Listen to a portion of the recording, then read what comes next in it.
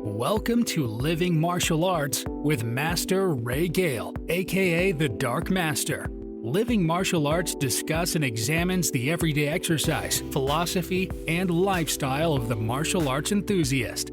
The host talks about his own training, past and present, and he also interviews many martial artists to discover how they continue to live their own martial arts journey. Tune in for top tips on how to get the best out of your martial art. Or perhaps you're thinking of starting a martial art. This podcast offers you an easy way to dip your toe in. Sign up for the newsletter at livingmartialarts.com and get regular updates and training tips direct to your inbox. Follow the Dark Master on Twitter, YouTube, and Instagram at Living Martial Arts.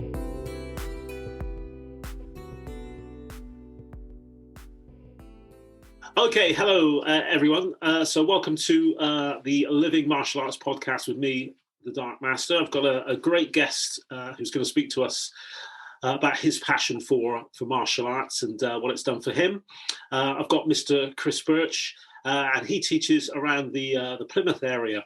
And I came by him through a mutual friend who recommended him as a really nice guy and somebody who's passionate about his martial arts. And that's what we like to do. We like to talk to people that are passionate about martial arts. This is what this is all about. So, hi, Chris. How are you doing this morning?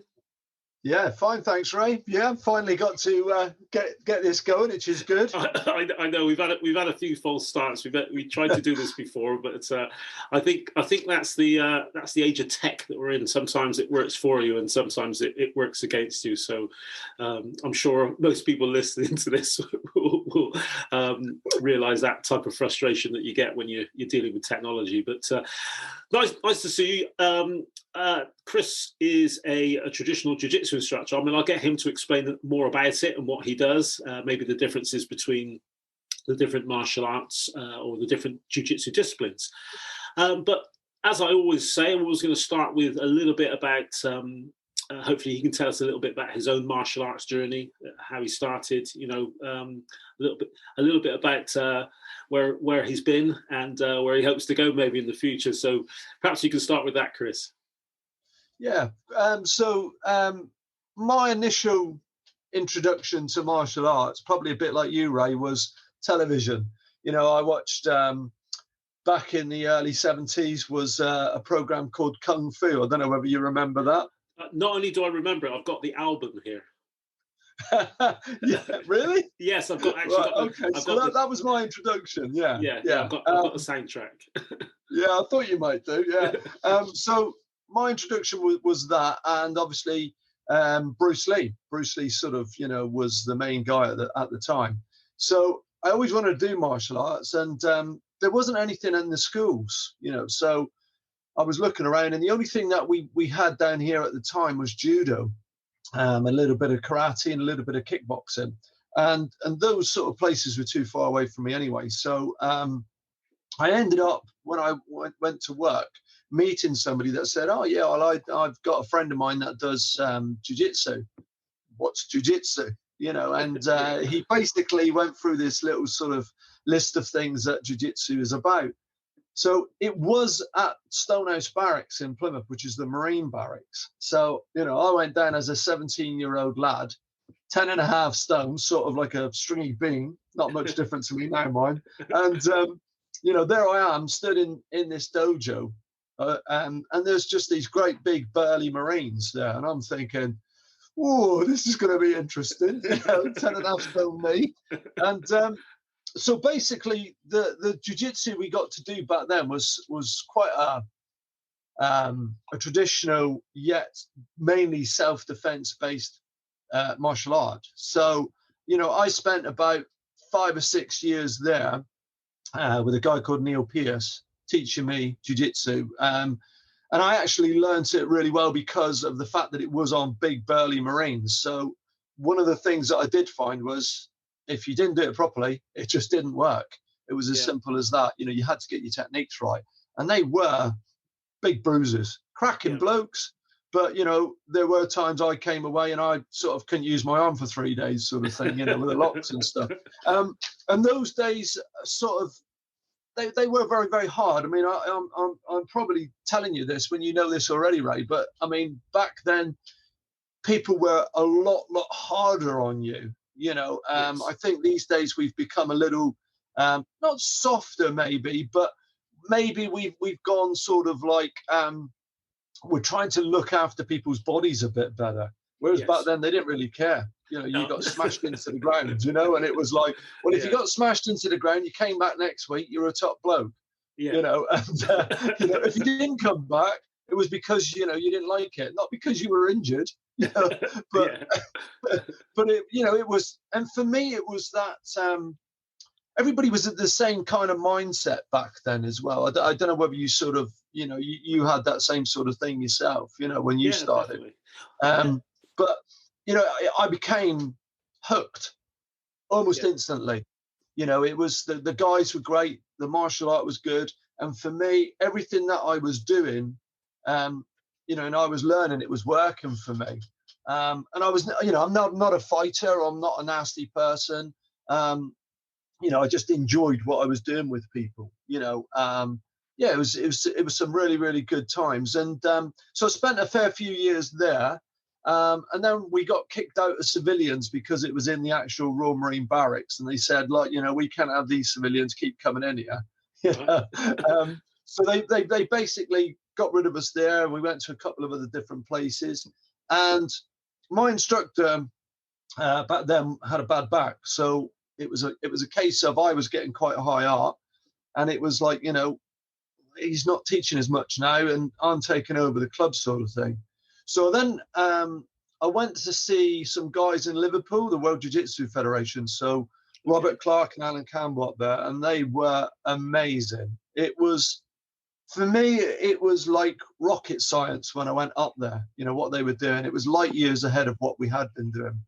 And the guys up there were really friendly. They treated me like I'd been there for years, you know, and they just wanted to teach you. It wasn't a case of, you know, who are you sort of thing. You know, it was like, no, we're going to teach you and we're going to help you on this journey of yours. And it was amazing. And I spent 15 years in the World Jiu-Jitsu Federation. Finally got my third dan with them and become part of the technical advisors on the gradings. So, you know, sat there at tables, you know, looking at black belts going for their gradings, or brown belts going for their gradings as well. And thinking, I used to be there.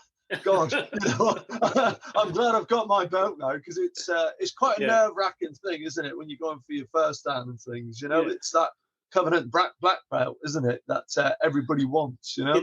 It is. So, sorry, just to interject there, there's a couple of things that you mentioned there, which just to sort of give my thoughts on, really. And the first one was, you mentioned, you know, when you first went in, you had these burly Marines, and that was exactly the same experience I had. I beat you by 1 stone because I think I was 9.5 stone. And because when I'm a close on though, Ray, so it was different. And I remember going into my first karate class and thinking, wow, these guys are big. Yeah, these guys are so big. But I also think that, as you mentioned, for me, I learned to deal and stay in the same arena, if you want to call it an arena, with big guys. And I mean, I used to take some hits. I mean, you know, my first competition had my ribs broken because it was open weights. There was no weight categories in those days. And for me, it actually did me a lot of good, because I went there to, you know, do my stuff, but I was learning to defend myself, and I wasn't afraid of going up against some of the bigger guys and, you know, doing okay. That was the first thing. The second thing that you mentioned was that, you know, you went up to Liverpool to train.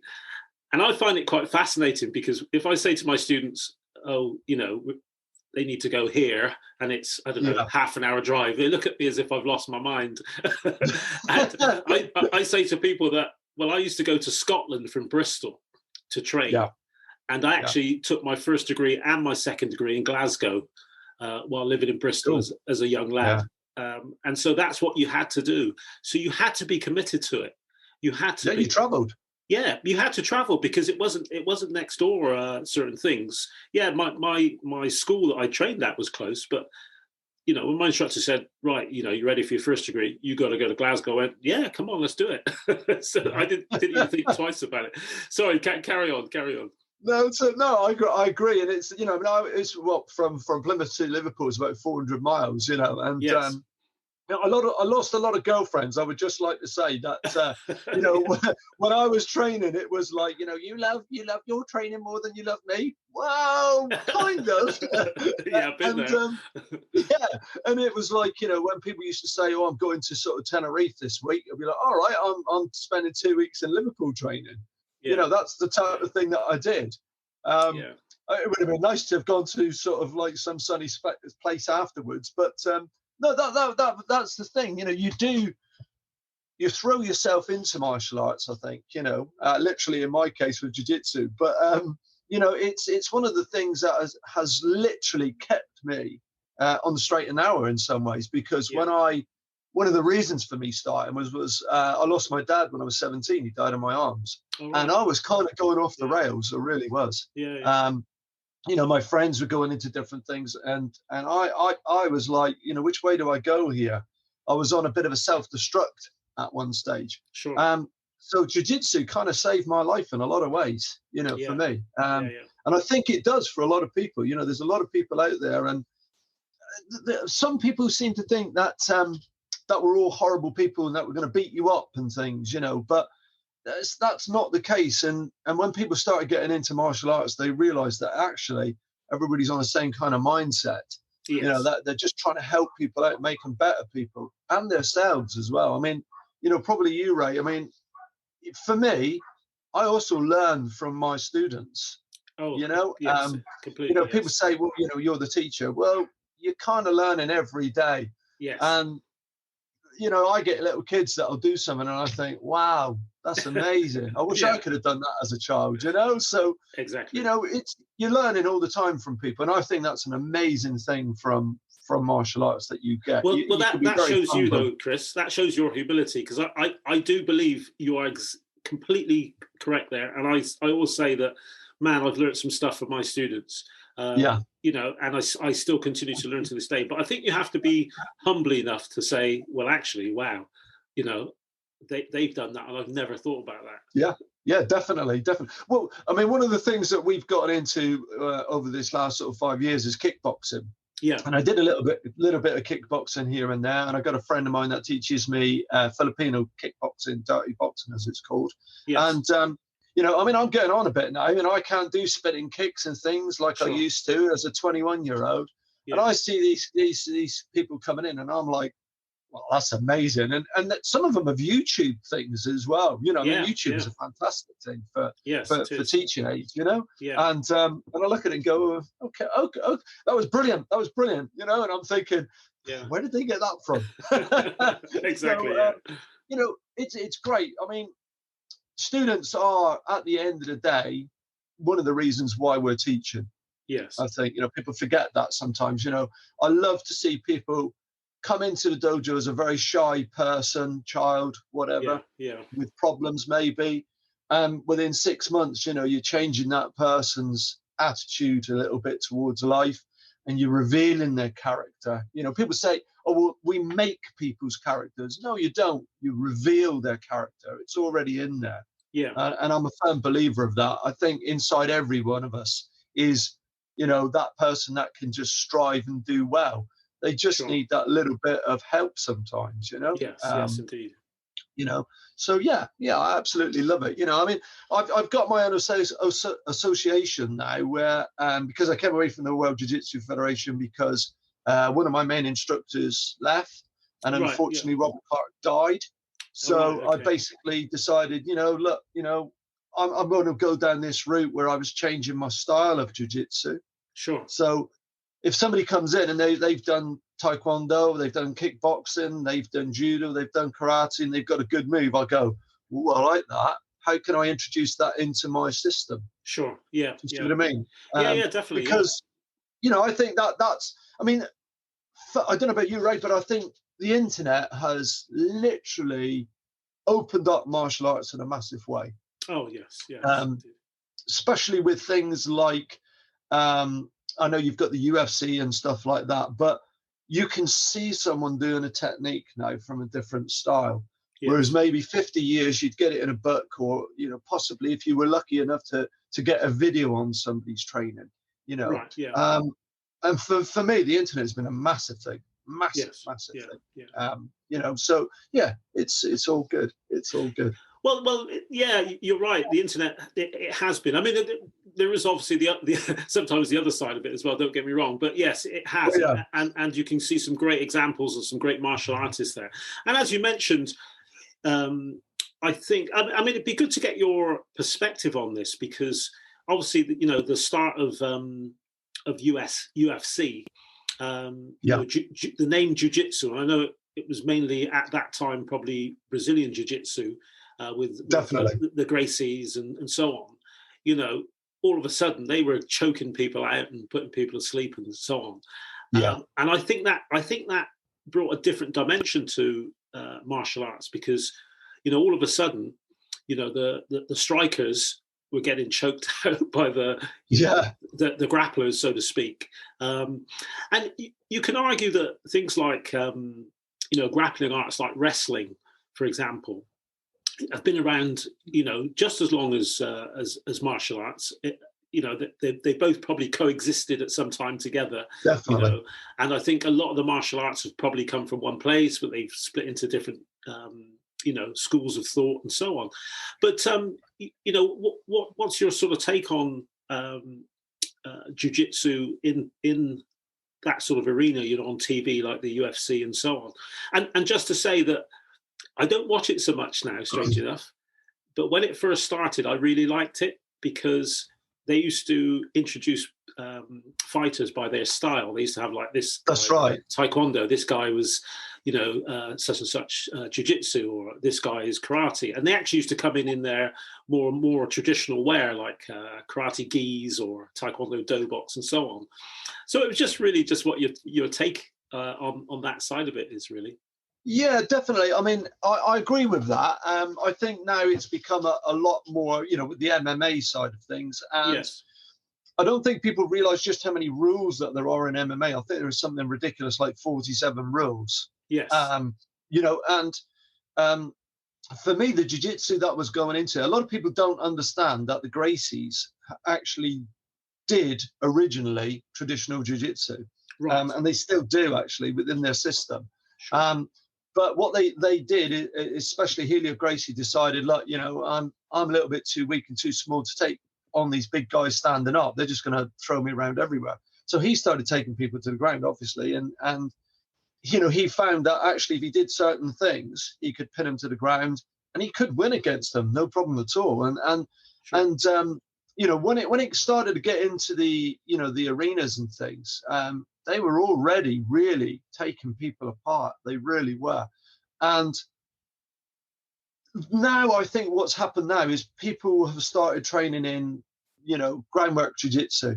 Sure. So for me, it's kind of a bit like if you've watched one MMA sort of match, you've watched quite a few of them in one, if you see what I mean. You get the top guys and things. But whereas back when you said, when it first started, you would get the guys that were categorized into their little styles. And it was amazing to see. I mean, even the judo guys coming up against the Gracies. Yeah. And they were losing. And it was like, what's going on here? Yeah. For me, the Gracies are the epitome of jiu-jitsu, where what they've done is they've had a style and they've looked at that style and go, okay, there's weaknesses within that style. Sure. And how can we work on them? And they have just worked and worked and worked them. And you can't take it away from them. They are amazing at what they do. Yes. They start young. We're talking 2-3 years old, a lot of the family members. Yes. And it's kind of brought up, it's almost like they're schooling. Yeah.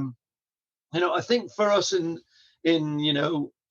our country, we tend to think of our children, going to preschool and, doing education and stuff like that. But for people like the Gracies and all that, when you've come from a country where you may not have had very much in the beginning, yeah, sure, that's their opportunity to actually have a better life as well. And I Yes. think mindset wise, that's a massive factor in what, they have achieved through that. Yeah. Sometimes we kind of we flip education on the wrong side of things. It should be on creative, and again, bringing people out of what they're good at, and making something of it. But yeah, for me, the Gracies are an amazing family. Yes. And like I say, the trouble is, unfortunately, a lot of people think that jiu-jitsu is, especially even traditional jiu-jitsu, that it's not that good because it only focuses on traditional jiu-jitsu, but it doesn't really. And just because we may not be going into competitions a lot doesn't necessarily mean that those techniques aren't still there, the groundwork stuff. Yes. We just don't do it in an applied situations, Sure. and that is sports wise. So a lot of the jiu-jitsu these days, it's done on points and things as well. Yes. Sometimes some of the jiu-jitsu now, you're actually starting on the ground in a Yes. competition. Yeah. And for me, that's kind of a bit boring. I mean, the whole idea of it is to be able to stand up, if you need to, take that person to the ground and then work on them. I think that's a massive thing. And going back to your sort of thing about, when they first started the styles, and you did have Taekwondo people going in there. Yeah. And I should imagine for the Taekwondo guys, because they didn't do a lot of groundwork, I mean, it is in katas and, Yes. things like that. Sure. They were probably taken by surprise because the Gracies were very, very good at reading people.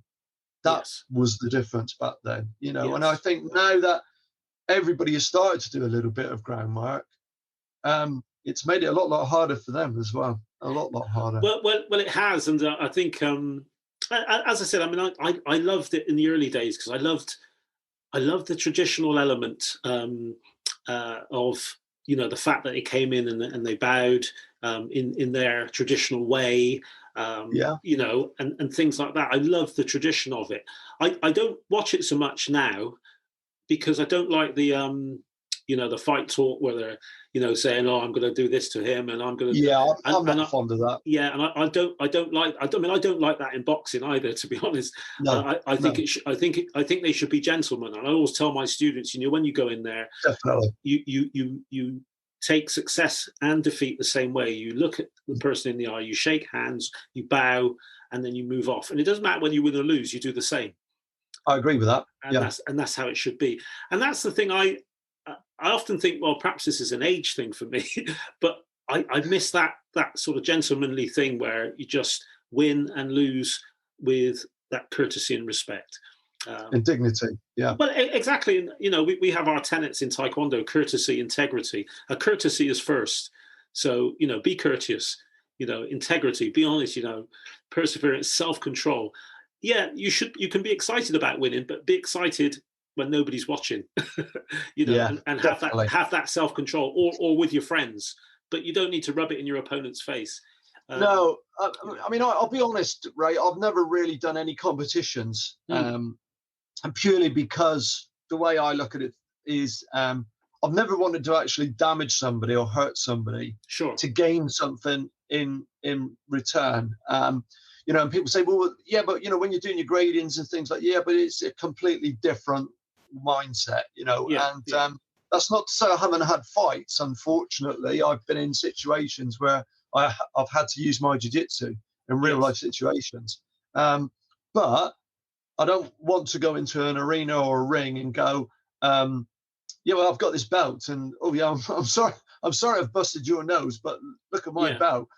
So and everybody's different, and for some people that's what they live for, and I can fully understand that. I'm not condoning it or in any way, shape, or form, but I think everybody's different. So for you guys, I mean, your competitions are really, really important, aren't they? They're a big aspect of your style. Yeah, well, do you know what? It's interesting. I mean, I've done a lot of competition, and I've done well in the past, but I never carried it on and did it for that reason. I didn't start it to be a competitor. I just found out that I was quite good at it when I started. Right. But I knew it was never going to be the reason that I was going to continue. And I think the problem is, and you are exactly right, I think the problem is that there are people who do it purely for the competition. So when their competition days are over, they fade away. They fade away. I agree with that. Yeah, now I finished competing in 1995. That was my last competition that I did. But I knew I was going to be in it forever. There was no way when I said, right, that's it, I'm stopping now. And the reason I stopped was to spend more time with my children. But it wasn't because of, that had in that way. I would love to have carried on, but I thought, right, okay, I need to give my children. I think my youngest was 4, I think, at the time.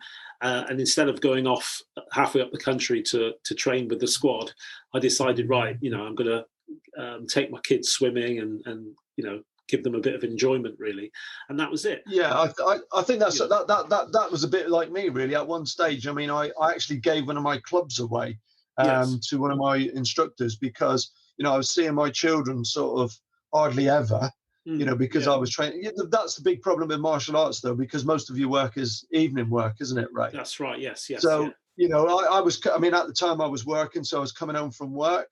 And then I'm like trying to get as much food in me before I go training without feeling sick, and then going off, teaching other people's children, really. And I got to a point where I was like, do you know what? I really need to see my children growing up in that first little part because it's really important.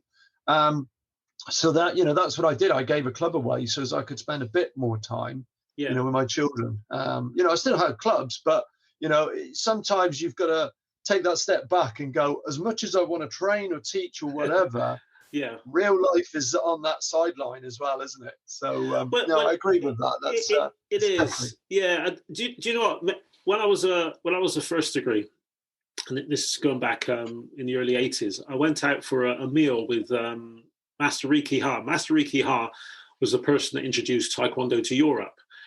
He was one of the founders, probably the founders' most senior instructor at that time. But anyway, he introduced Taekwondo to Europe. And I remember I was out for a meal with him. I just passed my first degree in Bristol. I was really nervous. Sit down, we're in this Chinese restaurant. And I thought, well, I need to speak and say something. So I said to him, I said, Master E, how do you think competition can be improved? And he looked at me and he just looked back and started eating again.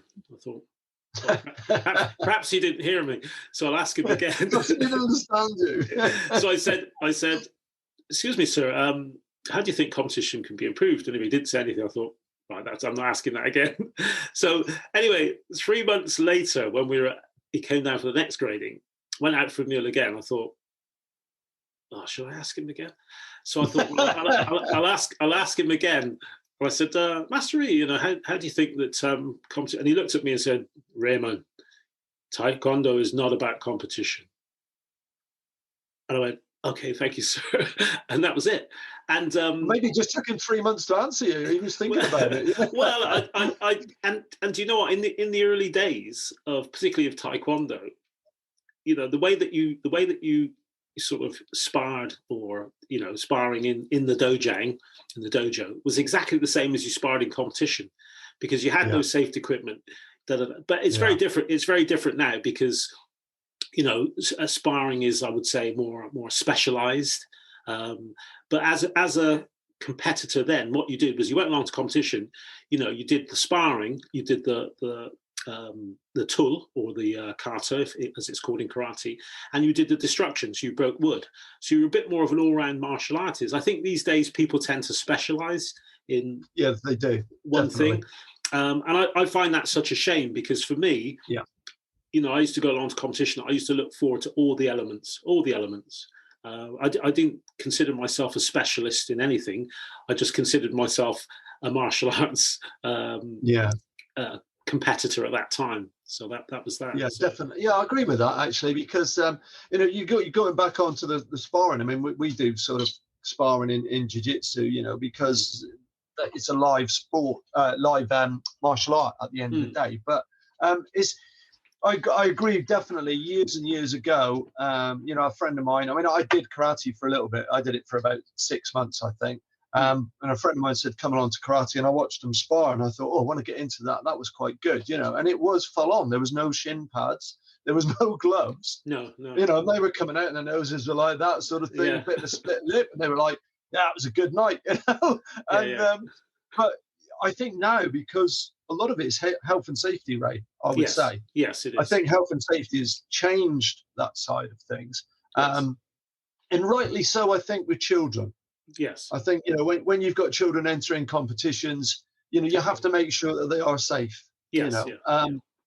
As an adult, you have your own mind. And if you want to go in there and, you want to get a little bit roughed up, then that's a bit different. But definitely with children, I think, that safety element has moved on, and rightly so. But I think you're right in saying, I mean, we find it in jiu-jitsu now with Brazilian jiu-jitsu coming into it, and it is massive everywhere. Brazilian jiu-jitsu, it's kind of taken hold in martial arts all over the world, and we tend to get a lot of people that come into the dojo now, and they don't really want to learn the bow. They don't want to learn all the other bits and pieces. What they want to learn is how to stick somebody on the floor and put them in a lock so they can submit them. Yes. And it's like, no, right. The process is this, especially in traditional jiu-jitsu with break falling, which is a really, really important part of our style. You don't get your break falls in, you're probably not getting up at the end of the night. That's how important they are. I don't want to do that. We get a lot of that. Well, why can't I just learn how to choke someone out? Yeah. Because we're not that type of club, So, things have definitely moved on. Definitely. Some things for the better, and some things have gotten a little bit worse. But definitely. No, that's great. Well, I mean, you've mentioned, obviously you teach martial arts. You're a martial arts teacher. You've got your own association and so on. Very, very sort of similar to myself, really. My next thing was sort of how do you sort of live your martial arts every day? I mean, to a certain degree, you've answered it really, because it's part of your everyday life anyway. I mean, it is with Definitely. me. As soon as I wake up, I'm thinking, right, I've got a class tonight. Okay, what do they need to know? Okay, what can I teach to improve their martial arts? I'm always looking for different ways. So it was just really how you sort of live your daily martial arts life, really. Yeah, I mean, well, 10 years ago, I decided to go full time, which was really scary, scary. So I'm a builder, as well. So and I had a good building company, and I thought, am I going to make as much money? And then I thought, is it about the money? Because as a builder, your body starts to pack up on you here and there. Your knees go, your back goes, and things like that. And then I thought, well, hang on, if I go full-time training, am I going to get the same thing from full-time training? So I basically went for it. I just went for it, and I rented a unit, and it was scary, really scary to think. I've got all these bills to pay in this unit plus my mortgage. Yes. So luckily, I did have a fair amount of students, and we made it work. And, my biggest problem, I would say, is there's not enough time in the day for me. And I would also like 10 duplicates of me. Yes. Because nobody does anything the way that I want them to do it. Oh, definitely. Yeah. And I don't know about you, Ray. You're probably a bit of a control freak, are you? I definitely am. Nobody does it as good as me. I just think most martial arts instructors are that way. I think that's how we kind of think. And I've got a bit of OCD as well, which is even worse. So I like things done and put in places. And if you go to my dojo, the dojo is immaculate. My desk. It looks like a hurricane has come in, and every day I go in and go, right, I've got to clean that up, and then something comes up, so I've got to try and get time for that. That's my only untidy area, is my desk at my dojo. So, so my everyday life as a martial arts instructor is, I get up in the morning and I'm like you go, right, okay, got lessons tonight. these are, and I'm not sure how you run yours, but I have certain people on certain days, 9 times out of 10. Yes. So I go, okay, I've got these guys here tonight. We can work on this, and so your lesson plan. Yes. Yeah. That's one thing, and then you've got your health and safety stuff that you've got to think of. Yes. Which is just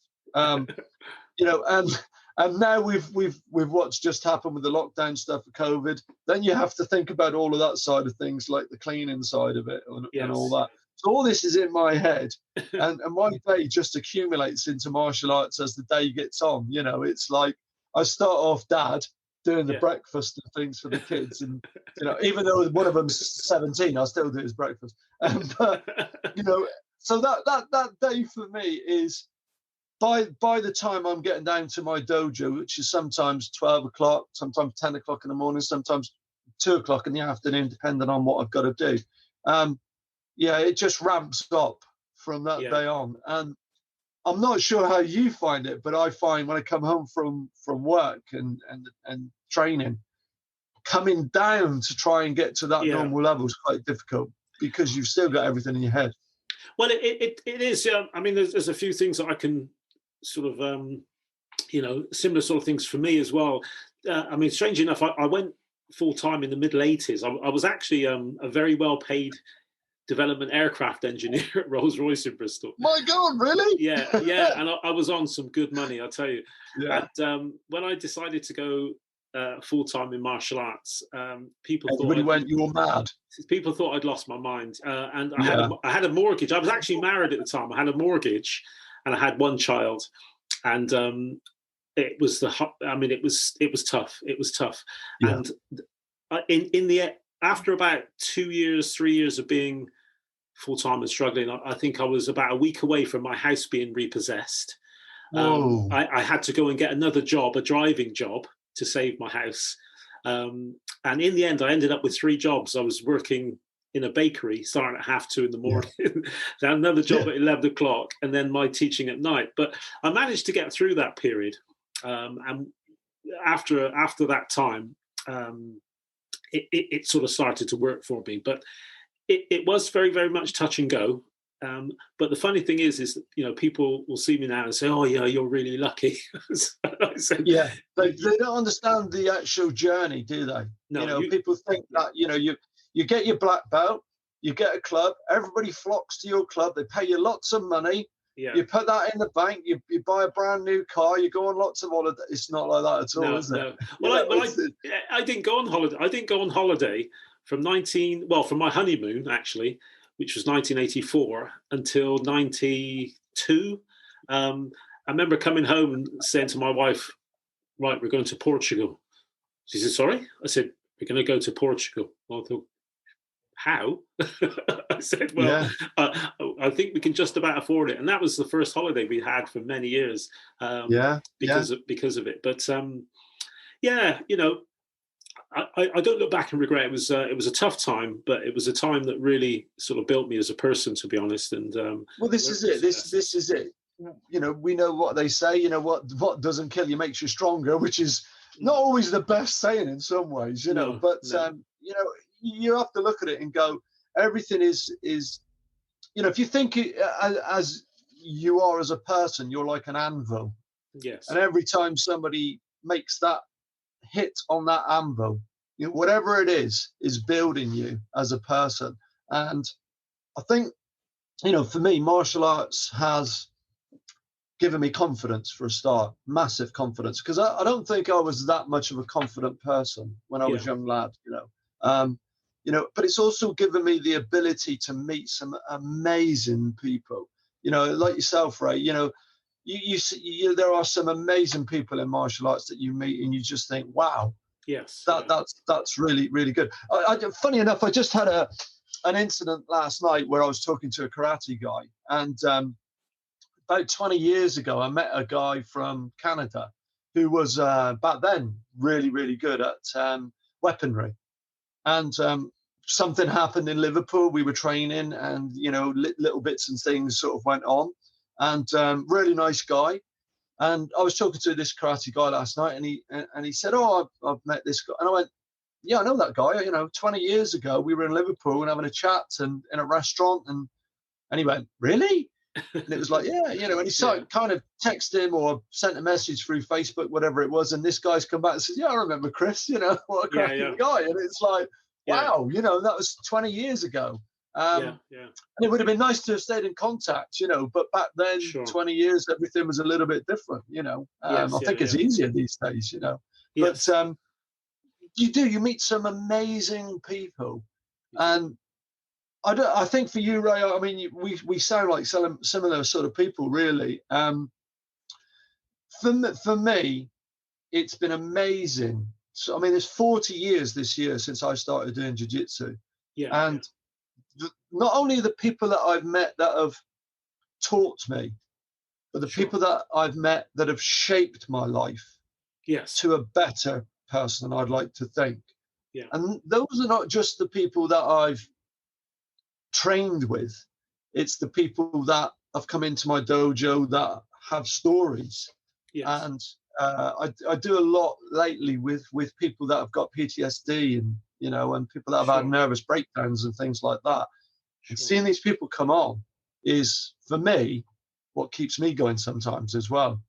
So I'm not the richest person in the world, and I look at my bank balance and I think, but that's honestly earned, and every penny that I get helps other people sometimes as well. I kind of look at it like that. Sometimes I just think, well, I'm not just here for the money. I'm here for the experience, and the people that are coming into my dojo. I mean, I love everybody that comes in, really. Well, no, it's great to hear, and I can definitely concur with the things that you said there.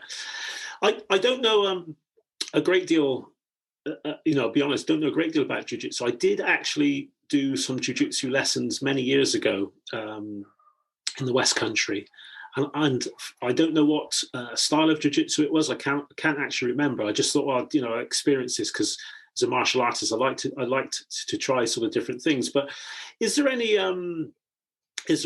sort of meditation or breathwork practice within the jiu-jitsu? I mean, I think within martial arts, I mean, there's breathwork in the sense that you've got to control your breathing. But I just wondered. I mean, I do a little bit. I'm just wondering whether you have any. Yeah, you do a little bit. And I mean, lately, I've got a friend of mine, David Toney, which is, he was quite high up in jiu-jitsu within the World Jiu-Jitsu Federation. And he does this thing where he's called Breath Sensei, which is online. And I've done a fair bit with him because one of the things that I have found that is, I didn't realize that, I'm a mouth breather. Okay, Right. Okay. So when you go to sleep, a lot of I sit there like Homer Simpson sometimes. I'm giving it one of these. Well, it's funny to say. So I don't want to stop. It's funny to say that because what I do, I practice some potato breathing, and actually at night now I actually tape my mouth shut. Yeah, tapes. That's right. I've done that. Carry on. Yeah. So do you use the X tape? No, I actually just use micropore tape. That's fine. Yeah, and I just do that. Yeah. I've actually been doing that for probably a couple of years now. Yeah, it's really good for you. And I've found for me, I get better sleep. Yes. And I get more energy out of it as well. Yeah. So there is breathing techniques that a lot of people will use and in jiu-jitsu. But I mean, if you come across a good BJJ guy, they will teach you a lot of the breath work. They should do, because if you're doing competition, say, you're going to run out of oxygen really, really fast. Yes. Especially if you're being choked and things like that. So for us, one of the things that we do is I try and work on my vagus nerve and things like that, because you need that strong vagus nerve for chokes and things. Being choked out is not nice. It's as simple as that. And the more time you get choked out, people say you get used to it. Well, I don't think so. Personally, it's just not nice, So we do, but I don't think we do enough of it, if I'm honest. And meditation-wise, I don't think we do enough on it. And I would say that's kind of gone from like a modern way of doing jiu-jitsu in some ways, because I should imagine 1,000 years ago, that was a main part of martial arts, I would think, because it is a really, really important thing. But definitely the BJJ guys do a lot of it. We don't do as much as we should, put it that way. Sure. And I think a lot of it is time. I mean, one of the things that I will do with my students is at the end of a lesson, when we're sat down in reposition, which is the bow, so you're on your knees, making sure that your back is straight, breathing in through your nose. Sometimes we'll go out through the mouth, but sometimes we'll go out through the nose, depending on sessions and things like that. Just to calm people down as well, because I don't know about you, but if you've had a hard session and people are literally, their adrenaline's quite high, you don't really want them going out into the car park driving their cars and they're still too buzzing. Sure. Yeah, it's in that getting that fine balance, because it's not good for people. It's not good for people driving and things like that. So they need to be calm but smiling when they leave your dojo. We tend to do that. We tend to do more calming breathing than anything. Okay. Yes, that's excellent. Yeah. That's good. Well, no, thanks very much for that. We're coming up on time, actually. That's unusual for me. I was going to say I've got some bits and pieces probably again that I'd like to ask you. So maybe at some point we can do a part 2. We can catch up. Yeah, of course. And do a part 2. But I just want to say thanks so much for agreeing to do this. I really, really appreciate it. I love. Not a problem, mate. I've loved our chat. And what I'll do, so anybody listening to this, whether if you're in the Plymouth area, I'll put details of Chris in the show notes, so you can get contact with him, go along and train. And more than welcome, Ray. Definitely. Excellent. That's great stuff. So let's hope that if you're listening to this, we're just waiting for everything just to sort of reopen again. I'll get back to normal. So let's hope that normality will ensue as soon as possible, and we can get hold of each other, grapple, kick, punch, whatever you want to do. Yeah, definitely. Well, so I got no problem coming up and doing seminars and things like that. I've done a lot of those over the UK. Excellent. So excellent. Well, thanks very much. I'm sure that we're going to connect more in the future. Oh, definitely, mate. Definitely. So you take care. Thanks very much for watching this. Me over and out. Peace and love from the Dark Master. Thank you. Thank you.